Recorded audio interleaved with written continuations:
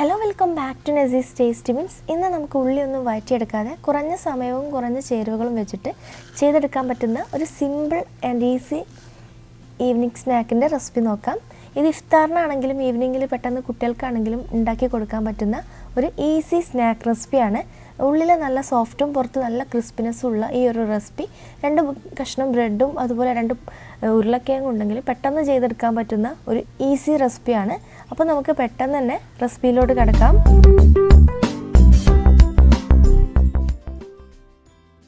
ആദ്യം നമുക്ക് 3 slice bread ഇതുപോലെ എടുത്തിട്ട് അട്ടിയായിട്ട് വെച്ചിട്ട് ഒരു 2 ടേബിൾ സ്പൂണ് വെള്ളം മുകളിലോട്ടായിട്ട് ഒഴിച്ചു കൊടുക്കാം. ഇതൊന്ന് സോക്ക് ചെയ്യാൻ വേണ്ടിയിട്ടാണ്.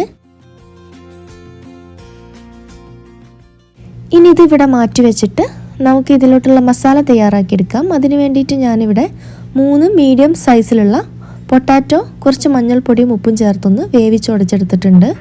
ഇത് നമുക്കൊരു ബൗളിലോട്ട് ചേർത്ത് കൊടുക്കാം.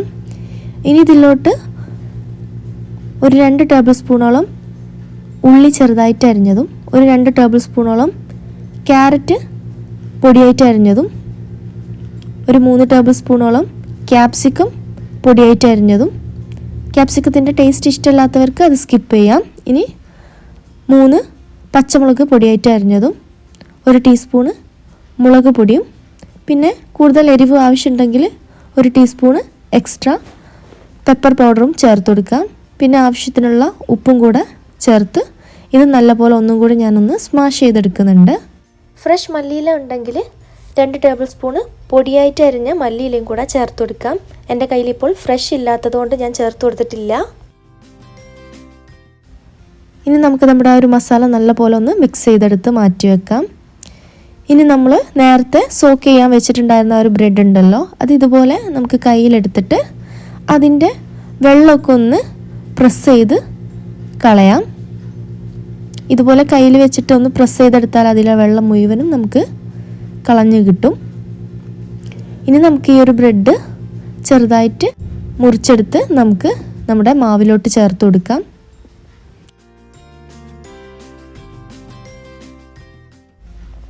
ഇനി നമുക്ക് കൈ വെച്ച് ഇതുപോലെ നല്ലപോലെ ഒന്ന് മിക്സ് ചെയ്തെടുക്കണം. ചെറിയ സ്ലൈസ് ബ്രെഡാണ് നിങ്ങൾ എടുക്കുന്നതെങ്കിൽ ഒരു 6 സ്ലൈസ് ബ്രെഡ് എടുക്കാനായിട്ട് നോക്കുക. ഉരുളക്കിഴങ്ങിൽ കുറച്ച് വെള്ളമൊക്കെ അധികമായിട്ട് നല്ലപോലെ കുക്കായി പോയിട്ടുണ്ടെങ്കിൽ നമുക്കിത് കുഴച്ചെടുക്കാൻ കുറച്ച് പാടായിരിക്കും. അങ്ങനെയാണെങ്കിൽ നിങ്ങൾക്ക് കുറച്ച് നേരം ആ ഒരു ഉരുളക്കിഴങ്ങ് ഫ്രിഡ്ജിൽ വെച്ചതിന് ശേഷം യൂസ് ചെയ്യാവുന്നതാണ്. അതുപോലെ ഇത് കുഴച്ചെടുക്കുന്ന സമയത്ത് ലൂസായിട്ട് തോന്നുകയാണെങ്കിൽ കുറച്ച് ബ്രെഡ് ക്രംസും കൂടെ ചേർത്തൊന്ന് മിക്സ് ചെയ്തെടുത്താൽ മതി. അപ്പോൾ നമ്മുടെ മാവ് ഇവിടെ റെഡി ആയിട്ടുണ്ട്. ഇതിവിടെ മാറ്റി വെച്ചിട്ട് നമുക്ക് ഒരു ബൗൾ എടുത്തിട്ട് അതിലോട്ട് ഒരു 2 ടേബിൾ സ്പൂണ് മൈദപ്പൊടി ചേർത്ത് കൊടുക്കാം. ഇനി ഇതിലോട്ട് ഒരു 4 ടേബിൾ സ്പൂണ് വെള്ളം കൂടെ ചേർത്ത് ഒന്ന് മിക്സ് ചെയ്തെടുക്കാം.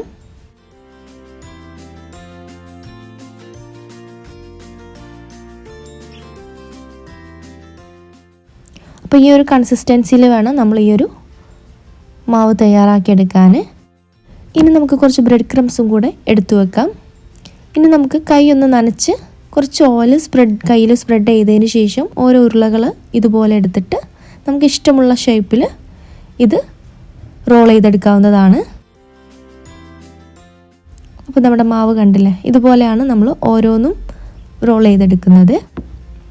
ഞാനെല്ലാം ഇവിടെ റോൾ ചെയ്തെടുത്തിട്ടുണ്ട്. ഇനി നമുക്ക് നമ്മുടെ പൊട്ടാറ്റോ റോള് ഒന്ന് ബ്രെഡ് ക്രംസിൽ കോട്ട് ചെയ്തെടുക്കണം.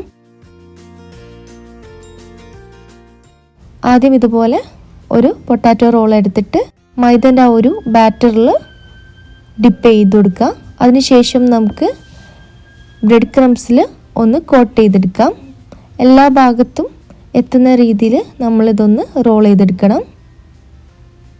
ഇത് കണ്ടില്ലേ, നമ്മളിപ്പോൾ ബ്രെഡ് ക്രംസിൽ നല്ല പോലെ ഒന്ന് കോട്ട് ചെയ്തെടുത്തിട്ടുണ്ട്. ഇതുപോലെ ബാക്കിയെല്ലാം നമുക്ക് ചെയ്തെടുക്കാം.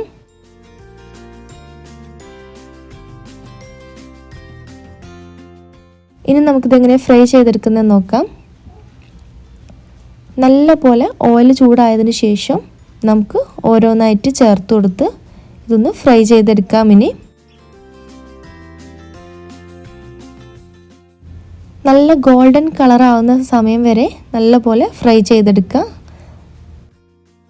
ഒരു വശം നല്ല പോലെ ഗോൾഡൻ ബ്രൗൺ ആകുന്ന സമയത്ത് നമുക്ക് ഇതുപോലെ ഒന്ന് തിരിച്ചിട്ട് കൊടുക്കാം. വളരെ ശ്രദ്ധിച്ച് വേണം ഇത് തിരിച്ചിട്ട് കൊടുക്കാനായിട്ട്. ഇരുവശവും നല്ല ഗോൾഡൻ ബ്രൗൺ ആകുന്ന സമയത്ത് ഇതുപോലെ വറുത്ത് കോരാവുന്നതാണ്. അപ്പോൾ കണ്ടില്ലേ, ഉള്ളിൽ നല്ല സോഫ്റ്റും പുറത്ത് നല്ല ക്രിസ്പിനെസ്സും ഉള്ള ഒരു ഈസി സ്നാക്ക് റെസിപ്പിയാണിത്. ഇതുവരെ ട്രൈ ചെയ്യാത്തവരെന്തായാലും ട്രൈ ചെയ്ത് നോക്കുക. മറ്റ് ഇൻഗ്രീഡിയൻസ് ഒന്നും ഇല്ലെങ്കിലും ഈ പൊട്ടാറ്റോയും അതുപോലെ ബ്രെഡും ഉണ്ടെങ്കിലും നമുക്ക് ഈസി ആയിട്ട് ചെയ്തെടുക്കാൻ പറ്റുന്ന ഒരു റെസിപ്പിയാണ്. ഫ്രൈ ചെയ്തെടുക്കുമ്പോൾ നമ്മൾ മറ്റൊരു കാര്യം പ്രത്യേകം ശ്രദ്ധിക്കുക. നമ്മളെപ്പോൾ ഏത് സ്നാക്ക് ഫ്രൈ ചെയ്തെടുക്കുമ്പോഴും ആദ്യം ഒരു സ്ട്രെയിനറിലോട്ട് ഇതുപോലെ മാറ്റിക്കൊടുക്കുക.